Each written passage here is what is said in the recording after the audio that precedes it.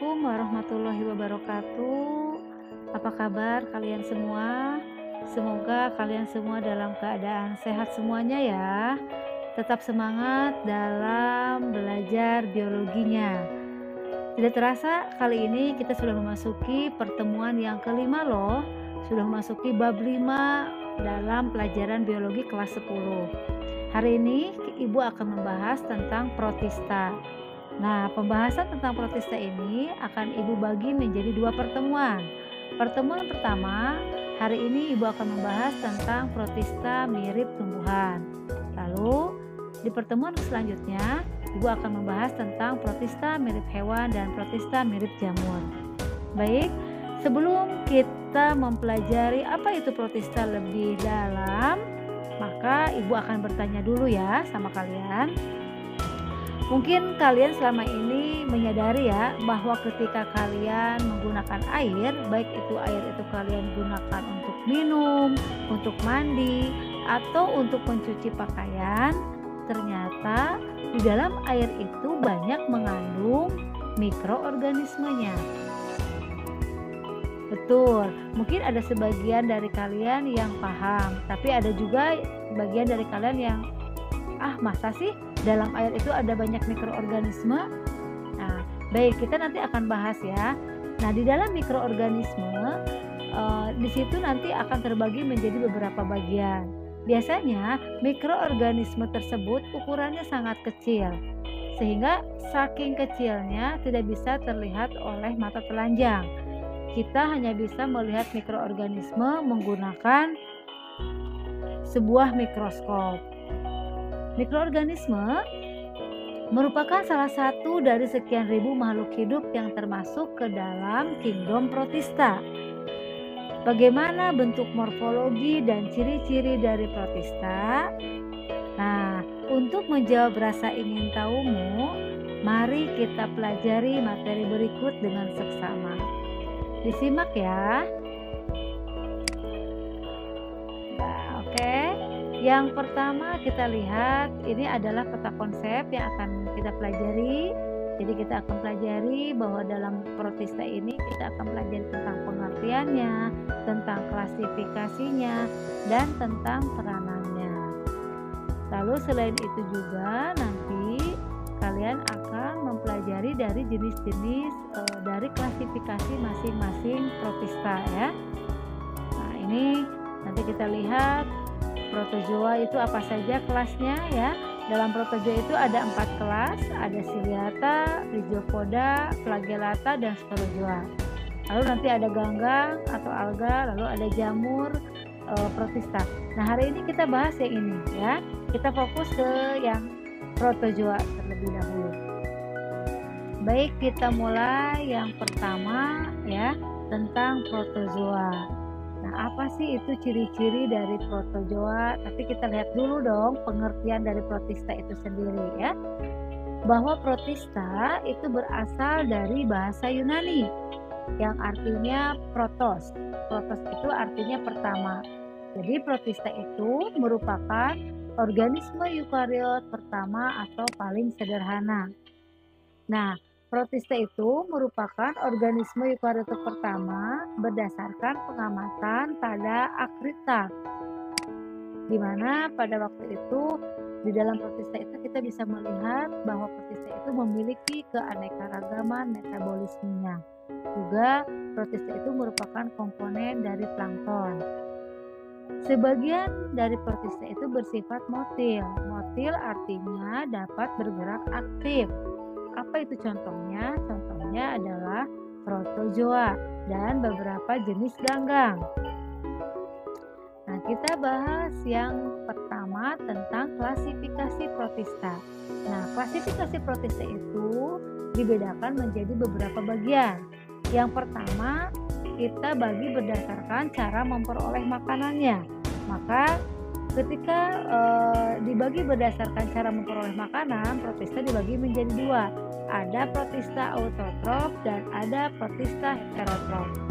Bedanya antara autotrof dan heterotrof yaitu ketika autotrof artinya protista itu mempunyai klorofil sehingga dia bisa membuat makanannya sendiri melalui proses fotosintesis. Contohnya adalah alga atau ganggang. Sedangkan protista heterotrof yaitu protista yang tidak dapat membuat makanan sendiri karena protista heterotrof itu tidak memiliki klorofil sehingga memerlukan makanan organik dari lingkungannya. Nah, apa itu contohnya? Nanti kita lihat dibagi dulu ya. Yang namanya protista heterotrof ada yang disebut dengan fagositosis. Nah, fagositosis itu protista yang memakan makhluk hidup lain, proses memakan makhluk hidup lain, misalnya bakteri, dengan cara memasukkan makhluk hidup yang dimakan tersebut ke dalam sel. Contohnya adalah protozoa. Jadi ketika protozoa memakan bakteri, maka itu prosesnya disebut dengan fagositosis. Lalu yang kedua ada protista yang bersifat saprofit dan juga bersifat parasit. Apa bedanya saprofit dengan parasit? Nah, kalau saprofit artinya mencerna makanan organik di luar sel dari sisa-sisa makhluk hidup yang telah mati. Sedangkan parasit artinya menyerap sari-sari makanan dari makhluk hidup inangnya. Contohnya yaitu jamur. Nah, kita bahas yang kedua, pembagian dari protista berdasarkan kemiripan ciri dengan regnum lain. Kita bagi menjadi 3. Ada protista mirip hewan, protista mirip tumbuhan, dan protista mirip jamur. Hari ini kita bahas yang ini ya, protista mirip hewan. Selanjutnya kita bagi protista berdasarkan alat geraknya. Nah, berdasarkan alat geraknya kita bagi menjadi 4 kelas. Yang pertama ada Rhizopoda, yaitu protista yang bergerak dengan kaki semu. Biasanya disebut dengan pseudopodia, merupakan penjuluran dari protoplasma sel. Si Rhizopoda ini hidupnya bisa di air tawar, air laut, ataupun tempat-tempat basah, dan juga sebagian ada yang hidup dalam tubuh hewan. Contohnya yang termasuk ke dalam kelas Rhizopoda adalah amoeba. Kelas yang kedua adalah flagellata. Nah, flagellata ini biasanya berkisar ukurannya antara 10 sampai 50 mikrometer, tetapi dapat tumbuh sampai 1 mm. Dan si flagellata ini mudah dilihat di bawah mikroskop. Mereka bergerak dengan menggunakan flagella yang digunakan sebagai alat indera dan alat bantu untuk menangkap makanan. Contoh dari flagellata ini adalah Euglena dan Trypanosoma sp. Kelas yang ketiga yaitu Ciliata. Nah, Ciliata ini ditandai dengan adanya silia atau dalam bahasa Indonesianya bulu getar pada suatu fase hidupnya yang digunakan sebagai alat gerak untuk mencari makanan. Nah, ukuran silia ini lebih pendek daripada flagel, memiliki 2 inti sel atau nukleus, yaitu yang pertama disebut dengan makronukleus atau inti besar, di mana makronukleus ini mengendalikan fungsi hidup sehari-hari dengan cara mensintesis RNA. Juga penting untuk reproduksi aseksual. Nah, yang kedua adalah mikronukleus atau inti kecil yang dipertukarkan pada saat konjugasi untuk proses reproduksi seksual. Nah, pada Ciliata ini ditemukan adanya vakuola, baik vakuola kontraktil maupun vakuola makanan. Nah, vakuola kontraktil fungsinya untuk menjaga keseimbangan air dalam tubuhnya. Nah, biasanya banyak ditemukan hidup di laut maupun di air tawar. Contohnya Paramecium caudatum, Stentordidinium, Vorticella, dan Balantidium coli. Selanjutnya, protista mirip hewan atau protozoa. Nah, proto artinya pertama, zoa artinya hewan, sehingga protozoa itu adalah organisme sederhana pertama yang mirip hewan. Nah, protozoa ini merupakan suatu organisme uniseluler. Dia tidak memiliki dinding sel, bersifat heterotrof atau tidak bisa membuat makanannya sendiri karena dia tidak memiliki klorofil, dan dia bersifat motil, bergerak dengan pseudopodia, bisa juga dengan silia, dan bisa dengan flagella. Nah, cikal bakal organisme yang kompleks. Kita lihat di sebelah kanan ada gambar, ini adalah contoh dari protista mirip hewan atau protozoa. Ini ada kelas Ciliata. Kenapa disebut kelas Ciliata? Kita lihat di sini dia memiliki cilia ya, atau bulu getar. Nah, cilia ini yang berfungsi sebagai alat geraknya. Ini adalah contoh dari hewan Paramecium caudatum, di mana Paramecium caudatum ini memiliki makronukleus, ada juga mikronukleus. Tadi sudah dijelaskan, makronukleus berarti yang berinti besar, berfungsi sebagai reproduksi aseksual, sedangkan mikronukleusnya berfungsi sebagai reproduksi seksual pada proses konjugasi. Nah, di sini ada vakuola makanan, ada vakuola kontraktil ya. Kita lihat selanjutnya adalah ukuran dan bentuk tubuh. Nah, ukuran dan bentuk tubuh dari protozoa ini bertubuhnya mikroskopis, berukuran antara 10 sampai 200 nanometer atau 0,01 mm sampai 0,2 mm. Dapat diamati dengan mikroskop cahaya, ada yang bentuknya tetap dan juga ada yang tidak tetap. Beberapa jenis ada yang memiliki cangkang, contohnya adalah Radiolaria dan Foraminifera. Selanjutnya ada reproduksi protozoa. Nah, reproduksi protozoa bisa secara aseksual maupun secara seksual. Kita lihat yang secara aseksual, yang pertama dengan menggunakan pembelahan mitosis atau biner, yaitu pembelahan yang diawali dengan pembelahan inti dan diikuti dengan pembelahan sitoplasma. Kemudian menghasilkanlah dua sel baru.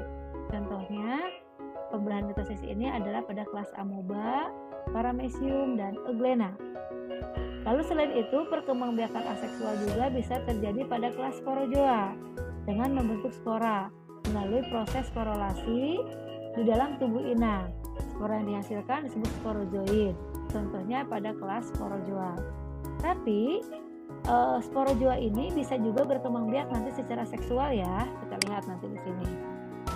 Nah, secara seksual yaitu prosesnya secara konjugasi, di mana konjugasi ini terjadi peleburan inti sel, baik inti makro maupun mikronukleus pada organisme yang belum jelas alat kelaminnya.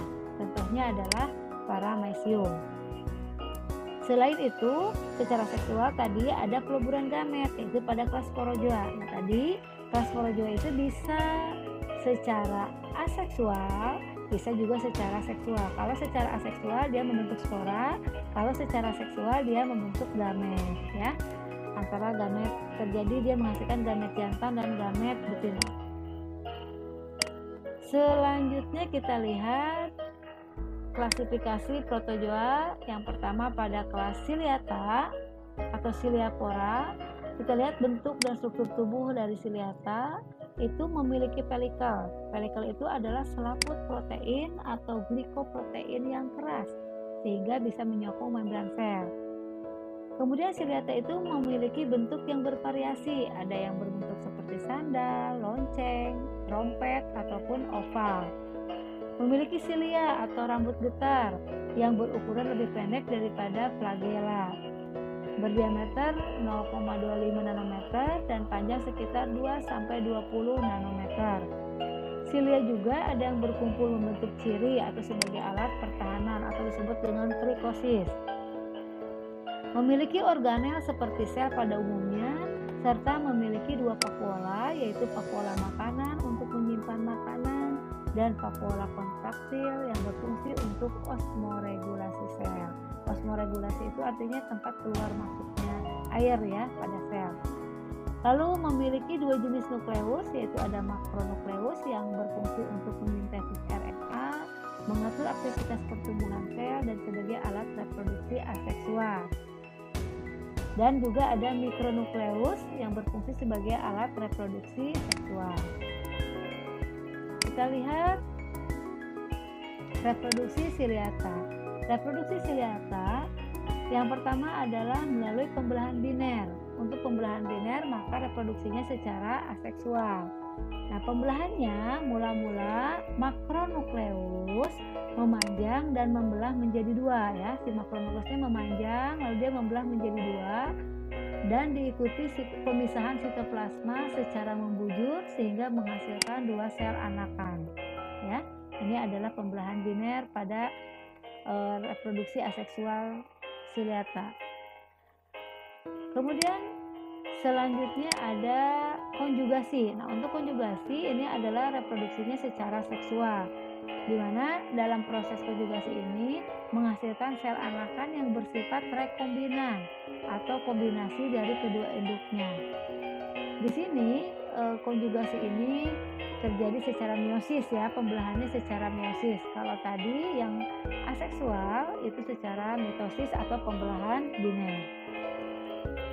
Kita lihat contohnya untuk Ciliata. Di sini ada Bolantidium coli, Stentoroeseli, lalu ada Duodinium sp, kemudian ada Paramecium caudatum ya. Itu adalah contoh-contoh dari kelas Ciliata. Lalu yang kedua ada kelas Rhizopoda atau Sarcodina. Bentuk dan struktur tubuh Rhizopoda, ciri-cirinya yang pertama bersifat amoeboid, yaitu bentuknya tidak permanen atau dapat berubah-ubah. Nah, alat geraknya berupa pseudopodia atau kaki palsu yang merupakan buluran sitoplasma dan terbentuk pada saat hendak bergerak. Memiliki sitoskeleton yang berupa mikrotubul dan mikrofilamen. Kemudian memiliki dua jenis sitoplasma, yaitu ektoplasma yang lebih kental konsentrasinya dan endoplasma. Selain itu juga memiliki dua jenis sitoplasma, yaitu ektoplasma dan endoplasma ya, tadi sudah. Memiliki organel-organel seperti susunan sel pada umumnya, memiliki membran sel sebagai organel yang berperan sebagai membran semipermeabel terhadap zat-zat asing. Kita lihat reproduksi pada Rhizopoda. Yang pertama kita lihat yaitu Rhizopoda ini contoh daripada amoeba ya. Ini adalah gambar amoeba. Nah, Rhizopoda ini hanya berkembang biak dengan cara pembelahan diri secara mitosis ya. Jadi pembelahannya secara mitosis. Ya. Lalu kita lihat contohnya tadi apa untuk Rhizopoda atau yang memiliki alat gerak pseudopodia atau kaki semu. Contohnya ada Entamoeba coli, Radiolaria sp, Heliozoa sp, lalu ada Diplugia sp, dan ada Amoeba proteus. Nah, yang disebut dengan kaki semu itu kayak gini ya. Ini kaki semu nih, penjuluran sitoplasma ya. Ini kaki semu sebagai alat gerak. Ya, itu contoh dari Rhizopoda. Kita lanjutkan. Kelas yang ketiga adalah Flagellata. Nah, Flagellata nama lainnya adalah Mastigophora. Bagaimana bentuk dan struktur tubuh dari Flagellata? Yang pertama memiliki pelikel yang menyokong membran sel, sehingga bentuk dari Flagellata itu bentuknya tetap ya.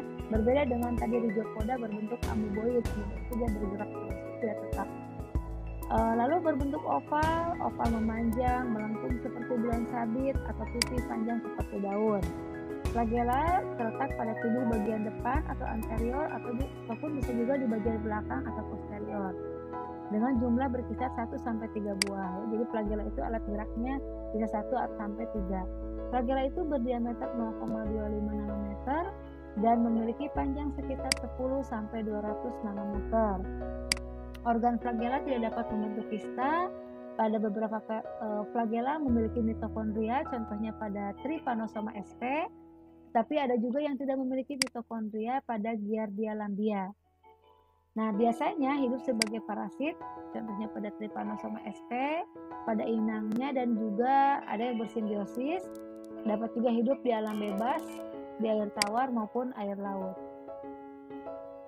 Nah, kita lihat contoh dari Flagellata ada Trypanosoma lewisi, Trichonympha campanula, lalu ada Trypanosoma cruzi, Leishmania tropica. Nah, yang keempat adalah kelas Sporozoa. Nah, kelas Sporozoa ini adalah salah satu kelas daripada Protista mirip hewan yang tidak memiliki alat gerak ya. Sporozoa itu berasal dari kata spore atau biji, zoa itu hewan. Jadi arti dari sporozoa itu adalah protozoa yang tidak memiliki alat gerak khusus dan memiliki bentuk seperti spora pada salah satu siklus hidupnya. Nah, kebanyakan si sporozoa ini bersifat parasit, merupakan sel infektif yang sangat kecil yang disebut sporozoid, memiliki organel kompleks khusus untuk menembus sel atau jaringan yang akan diinfeksinya, tidak memiliki alat gerak, jadi bergeraknya secara pasif melalui aliran darah inang, tidak memiliki vakuola kontraktil. Dapat membentuk kista terutama pada saat berada di usus vektor atau perantara. Kebanyakan memiliki vektor pada daur hidupnya. Nah, untuk reproduksi sporozoa, nah di sini memiliki siklus hidup yang berkembang biak dengan cara aseksual dan seksual. Nah, kedua jalan ini terjadi secara bergilir membentuk siklus hidup yang kompleks. Nah, biasanya sporozoa ini hidupnya pada tubuh nyamuk, ya, pada tubuh nyamuk yang nanti si nyamuk ini ketika menginfeksi manusia, nanti dia akan ada dalam tubuh manusia, ya. Tadi contoh-contohnya kita lihat, ya. Kita lihat dulu contoh dari sporozoa. Nah, ini ya ada Plasmodium falciparum, ada Plasmodium vivax yang menyebabkan penyakit pada malaria, ya, Plasmodium malariae, lalu ada Toxoplasma gondii. Nah, itu saja untuk penjelasan protista untuk pertemuan pertama pada kali ini. Mudah-mudahan apa yang tadi sudah Ibu sampaikan bisa dipahami. Terima